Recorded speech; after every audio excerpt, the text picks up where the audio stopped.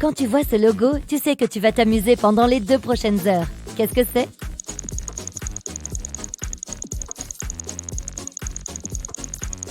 Mais oui, c'est le logo Warner Bros.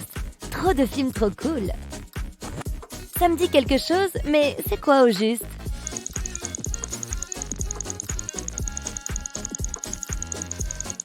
C'est Sprite, le 5e soda le plus vendu au monde. Celui-ci est beaucoup plus difficile à reconnaître, donc je vais te donner un indice. C'est aussi un soda.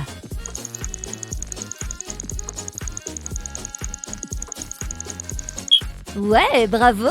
C'est Dr Pepper, le 6e soda le plus vendu juste après Sprite. Une autre façon de passer une super soirée. Quelle est la société de ce logo?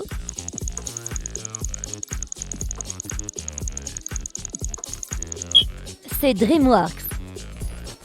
Et ce logo violet alors?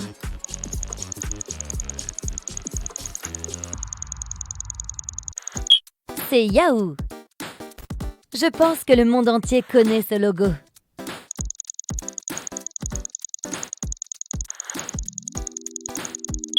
C'est le blason de Poudlard, l'école de magie et de sorcellerie de l'univers d'Harry Potter.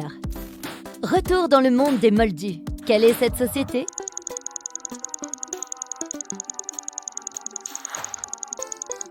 C'est Amazon.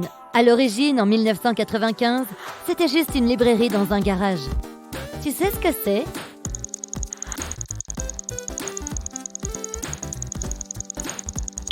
C'est le logo PlayStation. Et ça te dit quelque chose?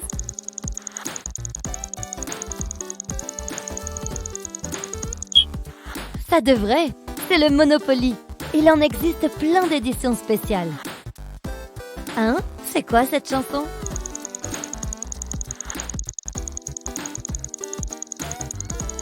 Demande à Shazam. Même si tu ne joues pas aux jeux vidéo, tu peux reconnaître ce logo.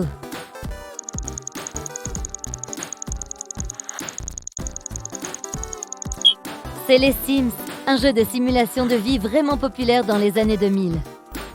C'est un nouveau logo, mais je pense que tu sais ce que c'est.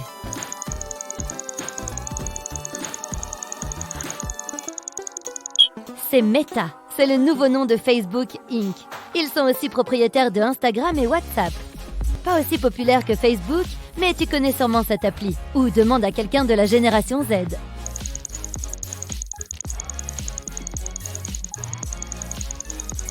C'est Discord, un chat. À l'origine, il était utilisé par les gamers, mais il y a maintenant plus d'utilisateurs qui construisent leur communauté en fonction de leurs intérêts. Ok, c'est quoi ça?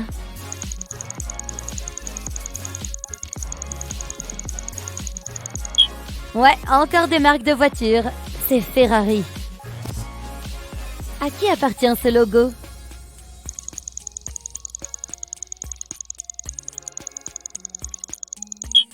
À Wonder Woman.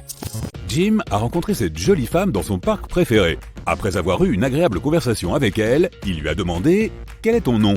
Elle lui a répondu que son nom était caché sur la plaque d'immatriculation de sa voiture. Le voici, WV733N. Peux-tu trouver le nom de la femme?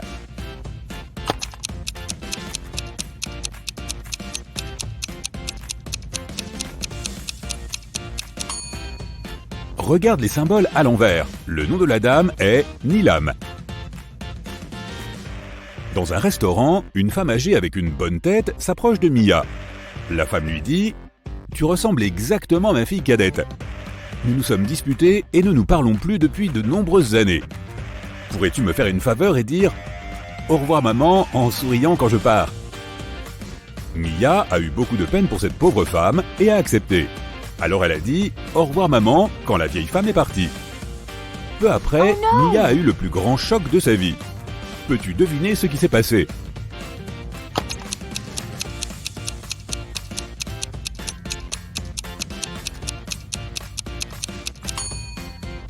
Un serveur s'approche de Mia et lui donne l'addition de la vieille femme. La femme avait assuré au serveur que sa fille paierait son repas. Oh non! Nancy a emmené Josh dans la cuisine du bureau. Tu vois quelque chose de bizarre sur la table?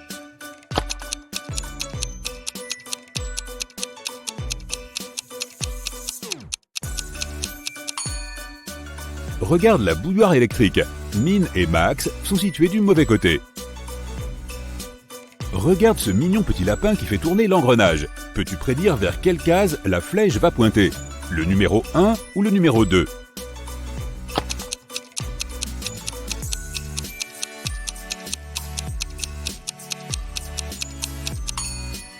La deuxième. Les engrenages en contact direct tourneront toujours dans des directions opposées. Kate et Pam sont des menteuses. Elles mentent toutes les deux à des jours spécifiques. Pam ment les mardis, mercredis et jeudis. Elle dit la vérité le reste du temps. Et Kate ment les vendredis, samedis et dimanches. Quant aux autres jours, elle ne dit que la vérité. Peux-tu trouver ce jour de la semaine où Kate et Pam peuvent toutes les deux dire « Demain je mentirai ».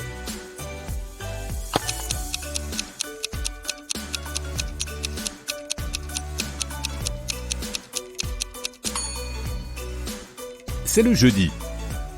Supposons qu'une fille dit la vérité quand elle dit « Demain je mentirai ». Elle devra tenir sa promesse et mentir le lendemain. Mais si sa promesse était fausse, alors elle devra dire la vérité le lendemain. Quoi qu'il en soit, dans chaque cas, les filles devront changer leur comportement le jour suivant. Maintenant, il est assez clair que Kate ne peut dire ça que le jeudi ou le dimanche. Et Pam peut le faire le lundi ou le jeudi. Donc le seul jour qui remplit les conditions de l'énigme est le jeudi. Mike est un célèbre chasseur de trésors. Il est coincé dans une grotte avec 4 portes. Malheureusement, chaque porte cache un sérieux danger. La pièce derrière la première porte est remplie de glace. Toute personne qui entre dans cette pièce sera congelée en quelques secondes. Il y a 2 requins affamés qui attendent derrière la deuxième porte. La troisième porte ouvre sur une pièce remplie du gaz le plus toxique du monde. Et la 4e porte mène à une pièce remplie de lentilles grossissantes géantes qui augmentent la chaleur du soleil. Tout ce qui entre dans cette pièce brûle instantanément. Peux-tu aider Mike à s'échapper?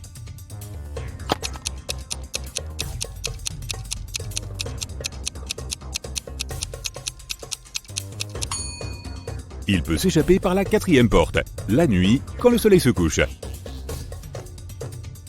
Bobby doit déchiffrer un code secret à l'aide des indices suivants. Un des chiffres est correct et est placé au bon endroit. Rien n'est correct. 2 chiffres sont corrects, mais pas à la bonne place. Un des chiffres est correct, mais il n'est pas à la bonne place. Un chiffre est correct, mais n'est pas placé à la bonne place. As-tu trouvé la solution?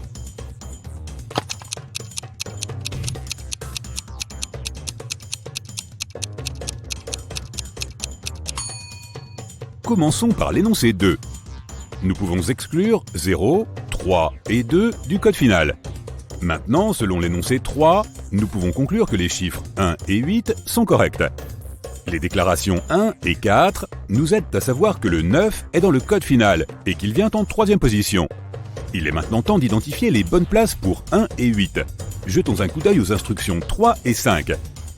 8 ne peut pas aller en 3e position, car cette place est déjà occupée par le 9. Et il ne peut pas aller en premier, car il contredit la 3e condition. Donc le code correct est 8, 1, 9.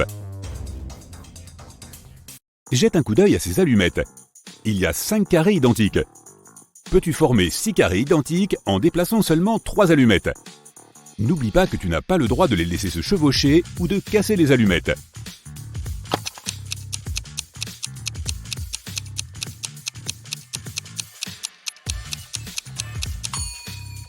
Voici la marche à suivre. Prends ces 3 allumettes du bas et place-les verticalement au centre des carrés de la rangée du milieu. Voilà, maintenant tu as 6 carrés identiques. Plusieurs voleurs ont enfermé Fred dans une pièce. La pièce est presque vide. Il y a un piano avec des notes, un calendrier et un matelas d'eau. Un groupe d'amis s'est réuni un soir pour une soirée de jeu. Selon les règles de leur jeu, ils devaient tirer chacun une carte avec un numéro. Rapidement, ils ont réalisé que le numéro 6 manquait. Comme il s'agissait d'un nouveau jeu de cartes, c'était étrange qu'ils l'aient déjà perdu. Ils ont tous révélé leurs cartes et, en effet, il n'y avait pas de 6. Soudain, l'une des amies s'est mise à rire. Elle a dit qu'elle avait trouvé la carte manquante. Peux-tu la repérer toi aussi?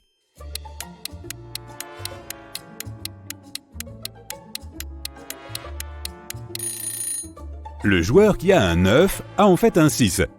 Mais il tient la carte à l'envers. Il n'y a que 8 cartes et le nombre le plus élevé est le 8. Il a été rapporté qu'une autre civilisation avait envahi la Terre. Le détective Kaloum avait pour mission spéciale de trouver tous ceux qui n'étaient pas humains. Il est entré dans un café à la recherche d'envahisseurs et a tout de suite remarqué l'un d'entre eux. Peux-tu reconnaître le client qui n'est pas humain ?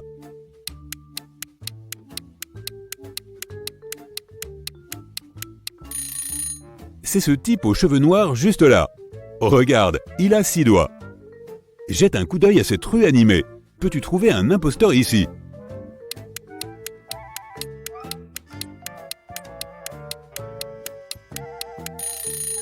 C'est ce type. Ses vêtements sont super chauds, mais regarde, son visage est bleu. Maintenant, nous allons au centre commercial. Essaie de trouver un intrus ici.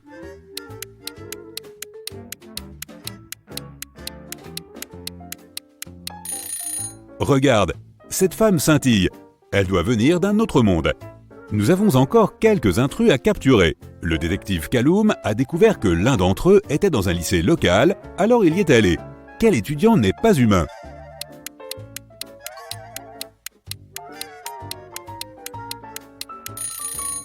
Regarde, cette fille flotte. C'est juste quelques centimètres au-dessus du sol, mais quand même, ce n'est définitivement pas une étudiante normale.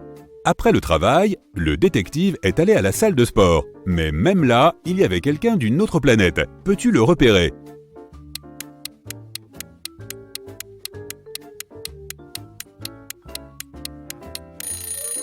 Fais attention au gars sur le tapis de course. Il court trop vite, ça doit être un imposteur. Aria a appelé la police pour signaler que son amie, Violette, avait été empoisonnée. La jeune fille l'a trouvée inconsciente sur le sol. Voici ce que dit Aria. Je passais devant la maison de Violette et j'ai remarqué que les lumières étaient allumées. Je me suis dit qu'elle était chez elle, alors j'ai voulu lui dire bonjour. La porte d'entrée était ouverte, alors je suis entré et j'ai vu Violette juste comme ça. Le policier lui a demandé si elle avait touché quelque chose. Aria a répondu qu'elle avait seulement touché Violette pour vérifier son pouls, puis son téléphone portable pour passer l'appel. La police l'a placée en garde à vue pour une enquête plus approfondie. Pourquoi ?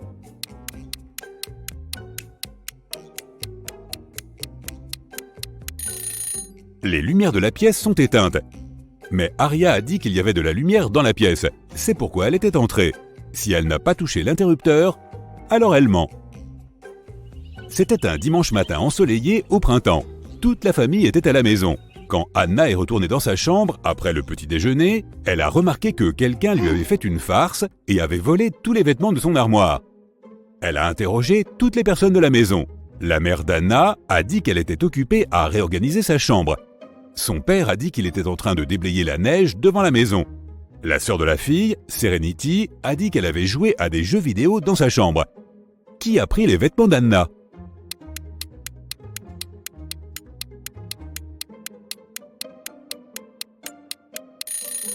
C'est son père. Regarde, il n'y a pas de neige dehors. C'est le printemps. Il ne pouvait pas être en train de déblayer la neige. Alors, il a menti.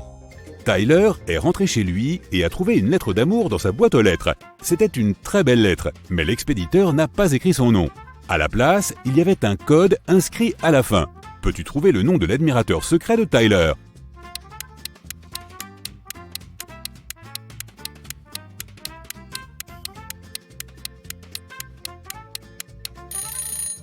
L'alphabet est la clé. D plus 1 signifie la lettre suivant D, qui est E.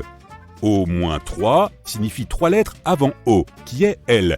2 lettres après G, c'est I. Z plus 0 est en fait Z. Et C-2 est A. Il semblerait que le nom de la fille soit Elisa. Kara aime voyager, mais elle est nulle pour faire ses bagages. Ta tâche est donc de vérifier sa valise et de trouver une chose qu'elle n'a pas besoin d'emmener avec elle. Kara va faire du camping avec ses amis. Quel est l'objet en trop qu'elle a emporté et qu'elle doit laisser à la maison ?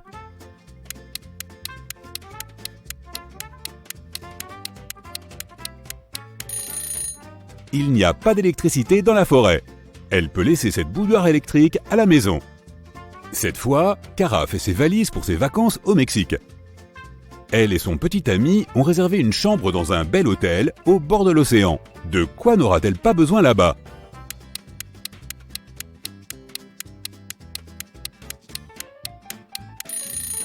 elle n'aura probablement pas besoin de cette serviette. Les hôtels en proposent généralement et les remplacent chaque jour par des serviettes propres. Cette fois, Cara part en voyage au ski avec un groupe d'amis. La tâche est la même. De quoi n'aura-t-elle pas besoin là-bas ?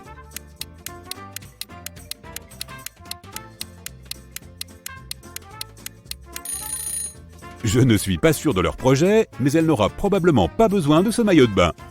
Et enfin, Cara va rendre visite à ses grands-parents. Ils vivent dans une ferme et elle va rester là-bas pendant une semaine. Il n'y a pas d'électricité ni d'eau courante, donc ça va être un peu difficile pour une fille d'une grande ville. Qu'est-ce qu'elle n'a pas besoin d'emporter avec elle ?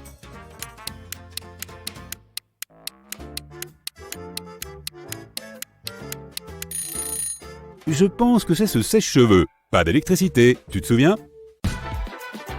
Abigail est restée tard au bureau car elle avait beaucoup de travail à faire. Elle a quitté la pièce pour aller chercher des snacks et un café. Une demi-heure plus tard, elle est revenue et a découvert que quelqu'un avait volé son portefeuille. Elle a donc appelé la police. Le détective Callum a interrogé 3 personnes qui étaient encore dans le bureau. Noël, l'homme de ménage, a déclaré qu'il était en train de nettoyer un autre étage et qu'il n'avait pas encore mis les pieds dans le bureau d'Abigail ce jour-là. Sonia, la comptable, a dit qu'elle avait parlé au téléphone avec sa mère. Sean, un directeur régional, a dit qu'il était dans son bureau submergé de travail. Qui a volé le portefeuille ?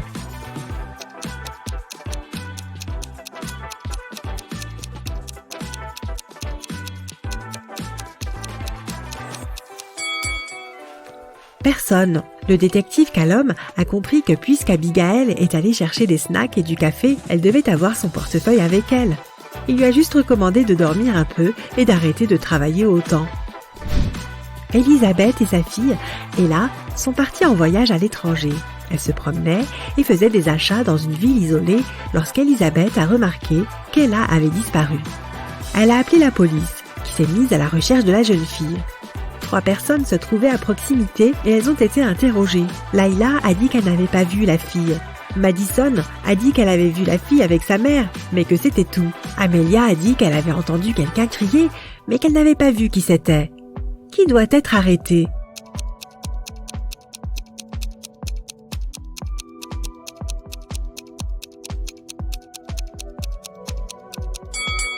Layla. Regarde, elle porte le sac d'Ella. Gideon a une petite amie, une sœur et 2 cousines. Trouve qui est la sœur de Gideon si les cousins disent la vérité et que la sœur et la petite amie mentent. Chloé. Et sa petite amie. Ruby. Chloé ment. Skylar. Ruby ment. Lily.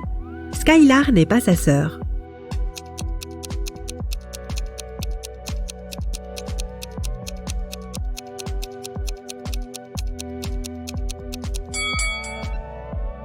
Si Chloé dit la vérité, alors Lily ment. Alors Skylar est sa sœur, et elle ment aussi. Donc Ruby doit dire la vérité, ce qui contredit le fait que Chloé dise la vérité. Donc Chloé ment, c'est sûr. Alors Ruby dit la vérité et Skylar ment. Donc Lily dit la vérité. Les 2 menteuses sont Chloé et Skylar, et ce sont la petite amie et la sœur de Gideon. Lily dit que Skylar n'est pas sa sœur, donc Skylar est sa petite amie, et Chloé est sa sœur. Scarlett vient d'emménager dans son nouvel appartement il y a 3 jours. Un soir, elle lisait avant de se coucher quand elle a entendu frapper à la porte. Elle a ouvert la porte et il y avait un homme désorienté qui a dit « Oh, je suis désolée, je viens d'emménager ici aujourd'hui et je pensais que c'était mon appartement. Une fois de plus, désolée et bonne nuit. » Puis il est parti. Scarlett n'a pas cru que c'était juste une erreur et a dénoncé l'homme à la police. Pourquoi ?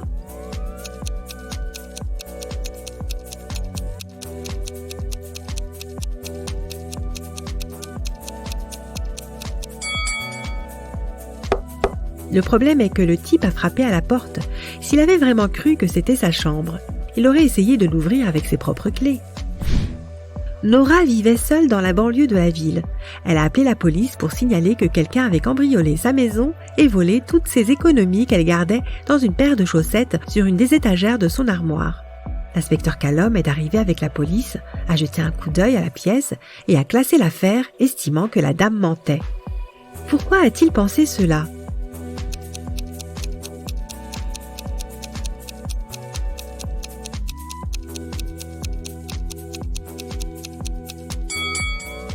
La chambre était absolument bien rangée. Si quelqu'un avait cambriolé la maison, il aurait fait du désordre en cherchant l'argent. La personne qui a pris l'argent devait savoir exactement où il se trouvait, ce qui est impossible. Madame Ledger est professeure d'histoire au lycée.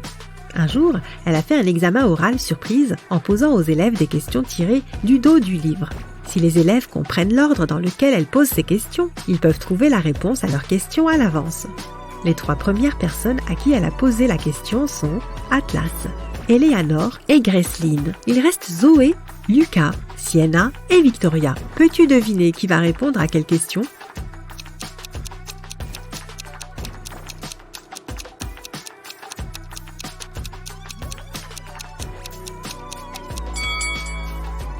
Madame Ledger demande aux élèves par ordre alphabétique. Donc le prochain est Lucas, puis Sienna, puis Victoria et Zoé. Un nouveau jour, un nouvel examen. Une fois de plus, Madame Ledger pose la question aux élèves. Cette fois, les premiers à répondre sont Zoé, Lucas et Atlas. Dans quel ordre va-t-elle interroger les autres élèves ?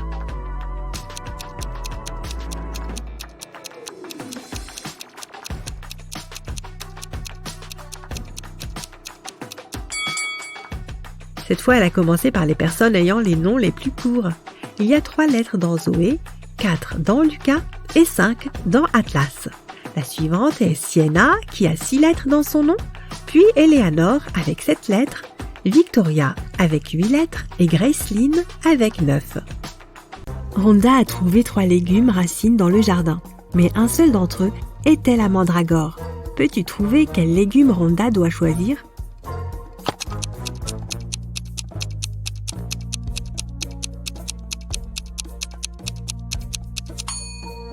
Même si tu n'as jamais vu de mandragore, tu peux éliminer les autres plantes. Ceci est définitivement une carotte et ceci est une betterave. Donc celle qui reste doit être la mandragore.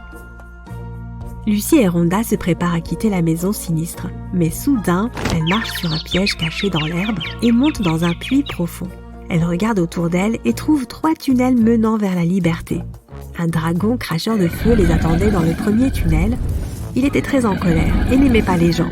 Dans le deuxième tunnel, il y avait un portail menant à un trou noir et d'énormes cactus poussaient partout dans le troisième tunnel.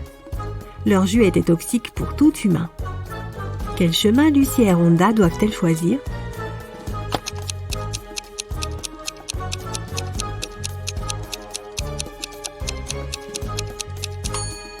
Le troisième. Regarde, ces cactus n'ont pas d'épines et personne ne va forcer les filles à boire du jus de cactus. Vera a préparé la potion pour Joy. Lucie et Rhonda l'ont apportée chez la jeune fille. Mais quand elles sont arrivées dans sa chambre, elle était vide.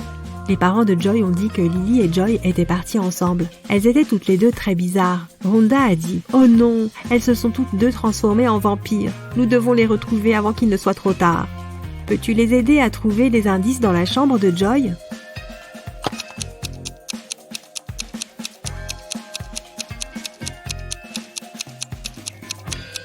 Regarde son ordinateur portable. Il semblerait qu'elles aient acheté des billets de train pour aller à Las Vegas rendre visite à la grand-mère de Joy. Lucie et Rhonda sont montées dans le train. En plus d'elles, il y avait 4 autres personnes dans le wagon. L'un de ces passagers n'avait pas de billet. Peux-tu découvrir de qui il s'agit ?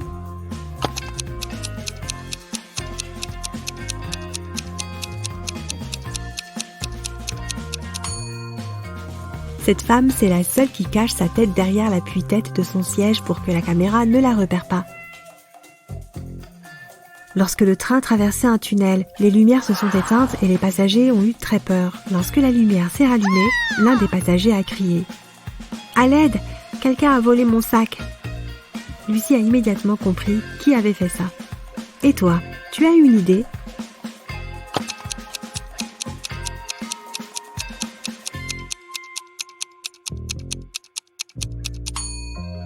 Ce mec, il y a du maquillage sous son siège et sa fenêtre est ouverte. Il a mis le contenu du sac dans son sac à dos, puis a jeté le sac par la fenêtre. Rhonda et Lucie sont arrivées à Las Vegas et se sont dirigées vers la maison où vivait la grand-mère de Joy. Mais elles n'arrêtaient pas de se tromper de maison. Dans la première maison, elles ont rencontré cette vieille dame et dans la deuxième, il y avait celle-ci. Peux-tu reconnaître quelle vieille dame est dangereuse ?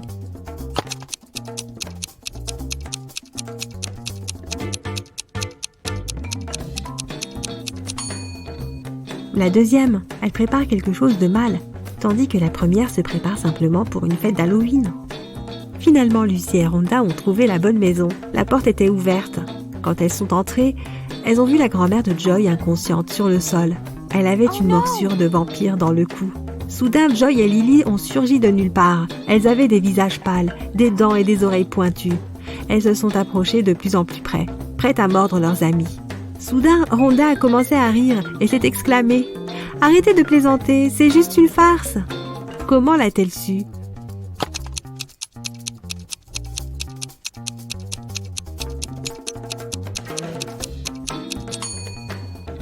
Le miroir reflète Joy et Lily projette une ombre.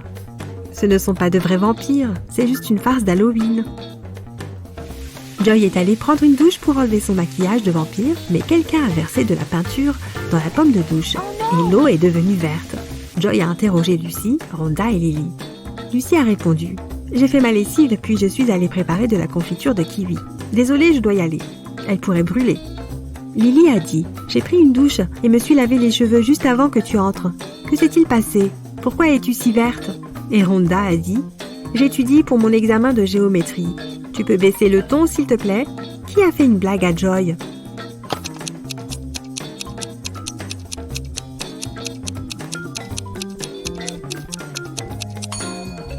Lily a dit qu'elle venait de se laver les cheveux, mais ils sont secs et tressés. De plus, elle porte une robe sous son peignoir, une tenue plutôt suspecte. Annie a réussi à acheter des cadeaux pour toute sa famille, sauf pour son père. Elle savait ce que chacun voulait, mais son père est plutôt réservé et pas du genre à se livrer. Il n'est pas non plus très doué avec la technologie et n'achète jamais rien en ligne. Il est donc inutile de fouiller dans l'ordinateur de son père et de vérifier les articles enregistrés dans son panier. Toutefois, il aime faire des listes dans son petit carnet. Et Annie est sûre qu'elle peut y trouver une liste de souhaits. Un jour, elle se faufile donc dans le bureau de son père pour chercher le carnet, qui reste introuvable. Mais son bureau a un tiroir fermé à clé. Elle cherche la clé dans toute la pièce, mais ne la trouve nulle part. C'est alors que 2 post-it collés sur 2 livres différents à l'intérieur de la bibliothèque attirent son attention. Le premier est collé sur un livre de psychologie et il est écrit P5487E dessus. Le deuxième est collé à un roman policier et indique P21320E. Annie comprend immédiatement ce que les messages signifient. Peux-tu deviner ce qu'elle doit faire ?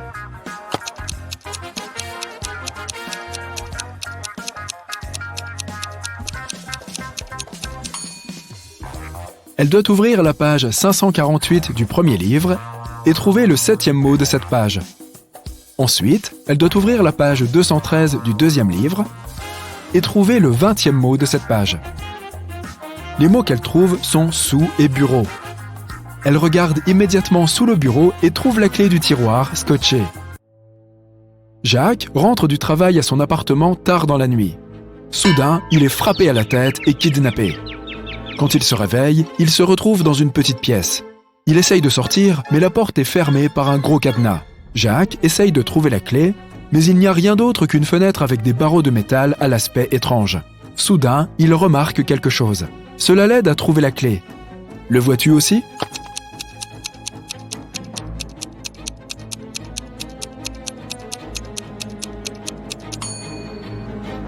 L'une des barres de métal est différente des autres. C'est certainement la clé. Gisèle campe dans la forêt lors d'une nuit de pleine lune. Après minuit, alors qu'elle fait griller des chamallows sur le feu, elle entend un hurlement. Il y a un loup-garou dans la forêt et il a réussi à trouver la tente de Gisèle car il a senti sa nourriture. Heureusement, Gisèle n'est plus dans sa tente lorsque le loup-garou arrive, car elle s'est déjà enfuie. Cachée derrière un arbre, elle regarde la créature manger ses chamallows et réduire sa tente en charpie. Lorsque le loup-garou repart avant le lever du soleil, la jeune femme retourne à sa tente, mais tout est en désordre. Il n'y a plus de nourriture ni d'eau.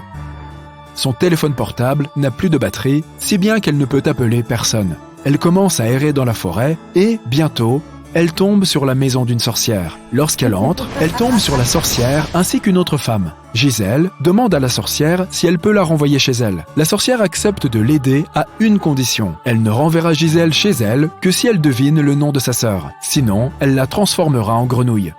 Gisèle trouve la réponse. Mais comment ?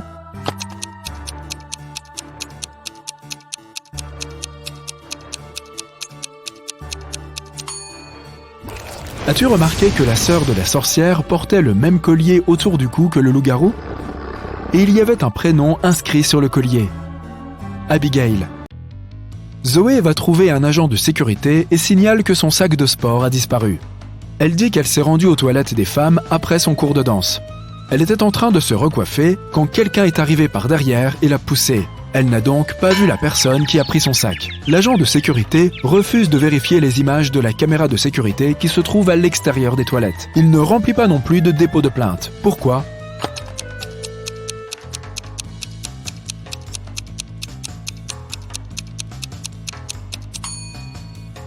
Zoé a dit qu'elle se recoiffait.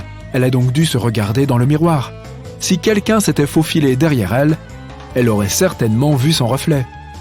Donc, Zoé a probablement menti pour pouvoir poursuivre la compagnie en justice. Heureusement, l'agent de sécurité ne s'est pas laissé duper. Plusieurs femmes ont disparu dans une petite ville. James Darcy et sa brigade de police les cherchent pendant des mois, mais ils ne parviennent pas à trouver l'endroit où les femmes sont retenues. Un jour, pendant que Sandra fait son jogging, elle décide de prendre un autre chemin pour rentrer chez elle.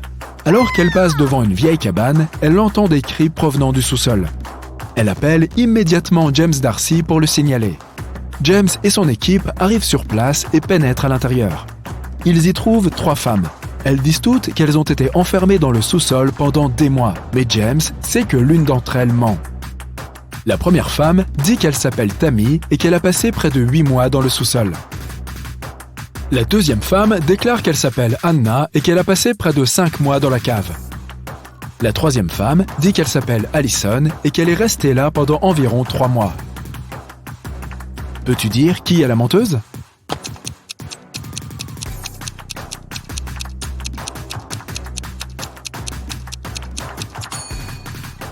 Allison dit la vérité. Ses vêtements sont sales et déchirés et ses cheveux sont gras. Elle n'a certainement pas vu la lumière du jour depuis longtemps. Il en va de même pour Anna. Mais regarde Tammy, elle a l'air propre. Ses vêtements sont neufs, ses cheveux et son maquillage ont l'air frais. C'est sûrement elle qui ment. Il y a un hangar à hélicoptère secret caché au milieu des arbres à la lisière de la forêt. Un écureuil est coincé dans le plafond entre les poutres.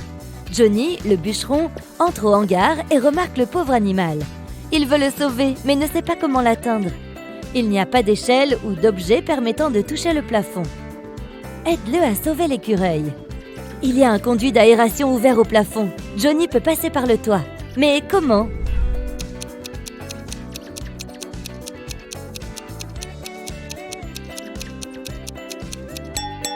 Le hangar est au milieu d'arbres. Johnny peut grimper à un arbre et sauter sur le toit. Un film fantastique sur le street art a été projeté dans un cinéma local en avant-première. Certains spectateurs ont tellement aimé le film qu'ils ont décidé de taguer le mur du cinéma. La police a arrêté 3 suspects. Mais qui est le coupable ?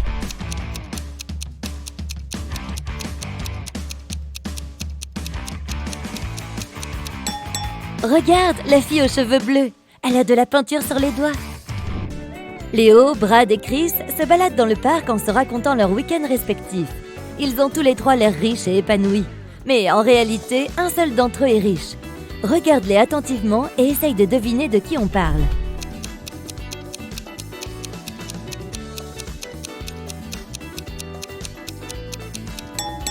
C'est Brad. Tu vois cette affiche de film d'action sur le gratte-ciel là-bas au fond ? Brad est dessus. Linda sort de la librairie.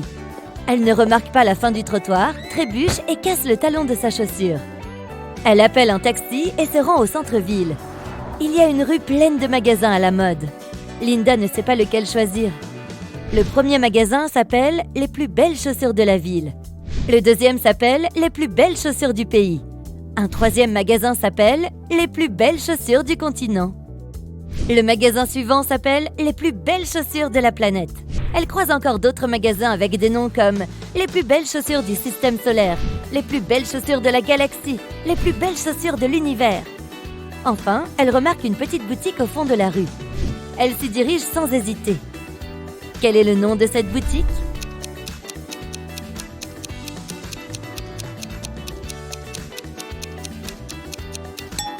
Les plus belles chaussures de cette rue.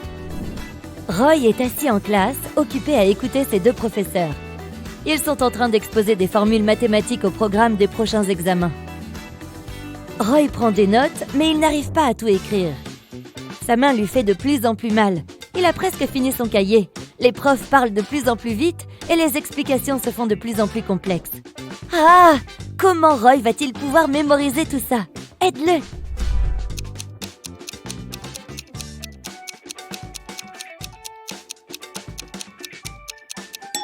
Il doit utiliser le dictaphone sur son téléphone. L'avion décolle de l'aéroport. Une hôtesse de l'air traverse la cabine et tombe sur 2 passagers qui sont en train de se disputer. Elle leur demande ce qui se passe. Jay affirme que Courtney lui a volé sa place, tandis que Courtney estime que c'est la sienne. Ils montrent leur carte d'embarquement à l'hôtesse qui leur explique qu'une même place ne peut pas être attribuée 2 fois. En inspectant leur carte d'embarquement, elle comprend tout de suite le problème. Regarde toi aussi et essaye de comprendre qui dit vrai.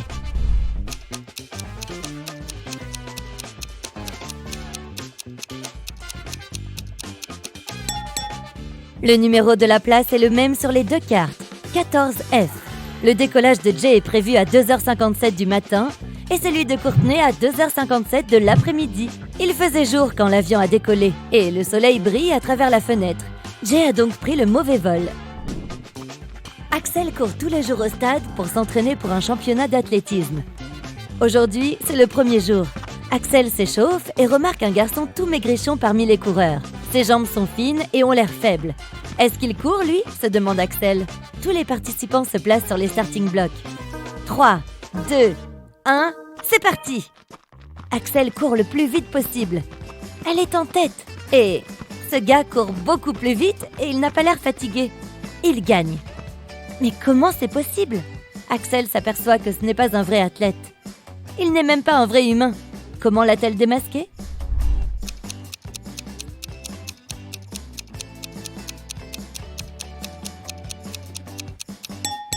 Il ne transpire pas, ne cligne pas des yeux et il a 2 mains gauches. Il pleut. Marc essaye d'accélérer le pas pour ne pas geler. Ses 3 chèvres le suivent de près. Il arrive près d'une rivière et remarque un radeau sur la rive. Mais ce radeau ne peut transporter qu'un humain et une chèvre à la fois. Il y a un tigre sur la rive opposée.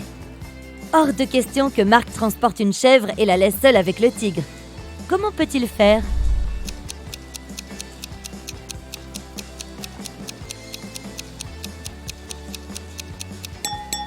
Pas besoin de traverser la rivière ici.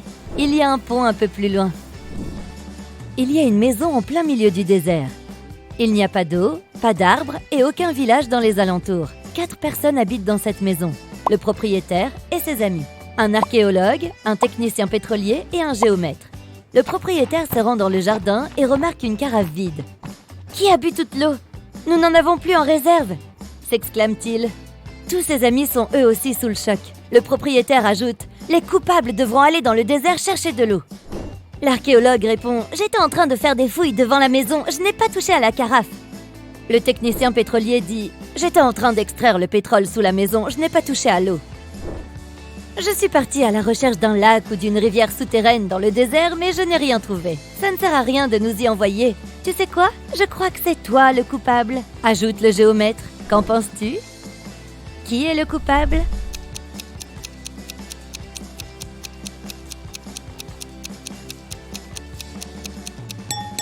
Personne. La carafe était à l'extérieur et l'eau s'est évaporée à cause de la chaleur.